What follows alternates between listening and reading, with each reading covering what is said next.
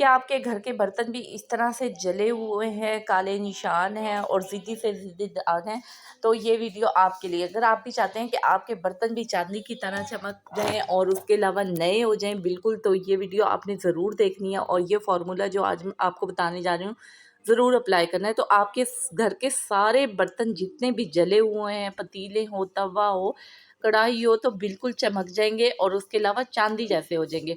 इस तरह के जले हुए ज़िद्दी दाग 100 साल पुराने भी हों, 20 साल, 10 साल, जितने मर्ज़ी पुराने ज़िद्दी दाग हों, मिनटों सेकंडों में उतर जाएंगे। और उसके अलावा आपको ज़्यादा मेहनत भी नहीं करनी पड़ेगी, ज़्यादा हाथों को थकाना भी नहीं पड़ेगा।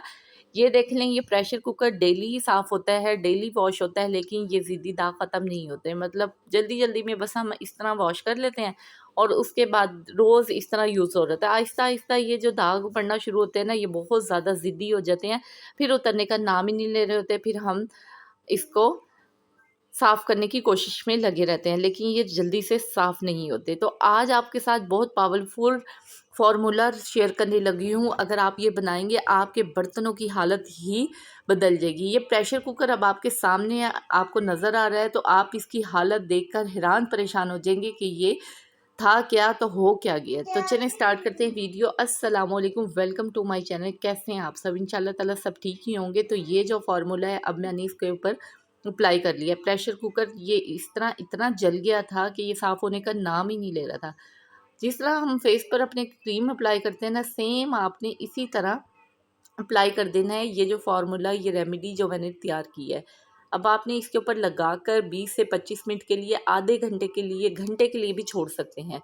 इस तरह आप लगाकर आप अपने किचन में कोई भी काम कर लें। जब ये थोड़ा सा ड्राई हो जाएगा, टाइम हो जाएगा इसका, तो उसके बाद आप इसको साफ़ करना शुरू करें। ये देखें, ये तकरीबन कोई पौना घंटा मैंने लगा दिया था और उसके बाद अब मैं इसको साफ़ करके दिखाती हूँ। आप हैरान परेशान हो जाएंगे कि ये दाग गए तो गए कहाँ हैं।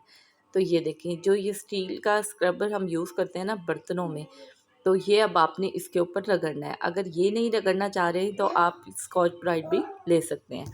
ये देखें, ये बिल्कुल हल्के हाथों से मैंने इसको रगड़ना शुरू किया। अब आपके सामने ये थोड़ा-थोड़ा आपको नज़र आ रहा होगा, साफ़ होना शुरू हो गया है। और ये देखेंगे कि 5 से 7 मिनट मुझे लगे हैं और ये बर्तन जो है था ना, प्रेशर कुकर, ऐसा साफ़ हो गया था कि मैं सोच भी नहीं सकती थी ये इतना साफ़ हो जाएगा। तो जिनके बर्तन बहुत ज़्यादा काले हो गए हैं और जो लकड़ियाँ यूज़ करते हैं उनके भी बर्तन काले हो जाते हैं, तो आप ये वाला फार्मूला बना कर रख लें और डेली आप इसी से वॉश करें। आपके बर्तन काले भी नहीं होंगे, साफ़ सुथरे रहेंगे। ज़रूरी नहीं है आप सिल्वर स्टील के बर्तनों पे अप्लाई करें, आप स्टील के, शीशे के, प्लास्टिक के और सिल्वर के बर्तनों पे भी अप्लाई कर सकते हैं। आपके बर्तन बिल्कुल नए जैसे हो जाएंगे। ये देखें, अब मैं आपको इसको वॉश करके दिखाती हूँ कि आप हैरान हो जाएंगे इस प्रेशर कुकर की हालत देखकर। कोई सोच भी नहीं सकता कि ये इतने काले बर्तन, जले हुए बर्तन, ज़िद्दी दाग कैसे साफ़ हो सकते हैं।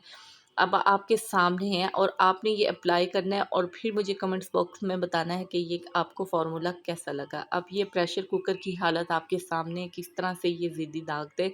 बाकी के ये थोड़े जो दाग है ना, ये बहुत ही ज़्यादा ज़िद्दी दाग हैं।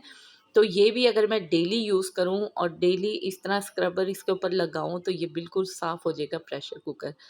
तो अब आप ये देख सकते हैं किस तरह नया का नया चांदी के जैसा हो गया है।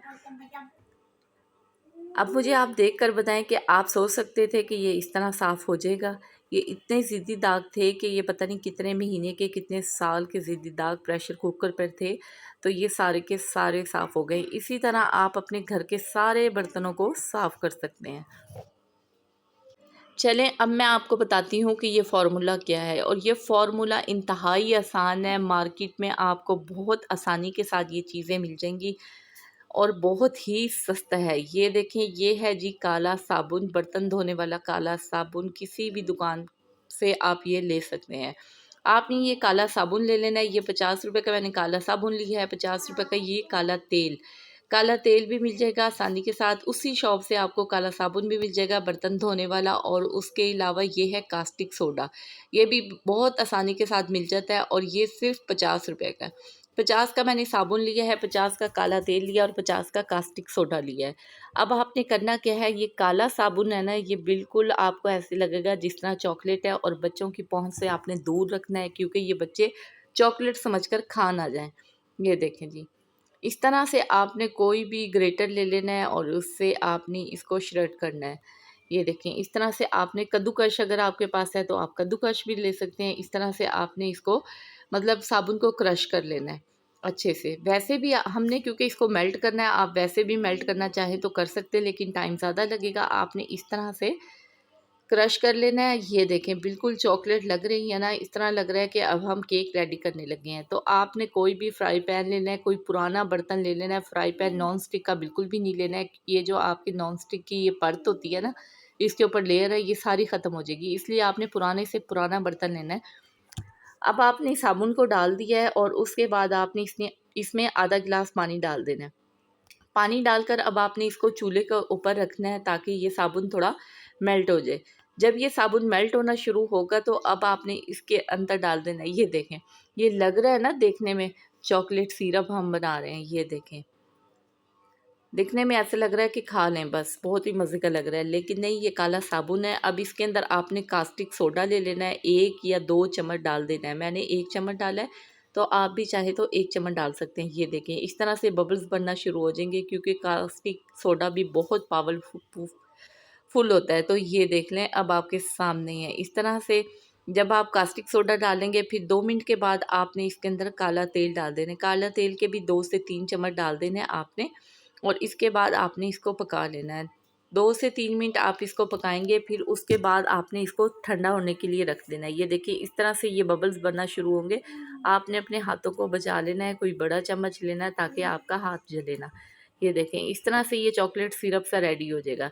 अब आपको दिखने में लग रहा है कि केक रेडी हो रहा है, लेकिन नहीं, ये हम रेमेडी तैयार कर रहे हैं बर्तन धोने के लिए, बहुत ही ज़बरदस्त, बहुत ही पावरफुल। ठंडा होने के बाद ये इस तरह की शक्ल इख्तियार कर लेगा जिस तरह ये केक का मिक्सचर होता है, हम केक बनाते हैं। अब आपने इसको खूब ठंडा कर लिया है और उसके बाद अब आपने कोई भी डब्बी ले लेनी है, कोई भी ऐसा बर्तन ले लेना है जिसमें आप इसको सेव कर सकते हैं, ये सेव कर सकें।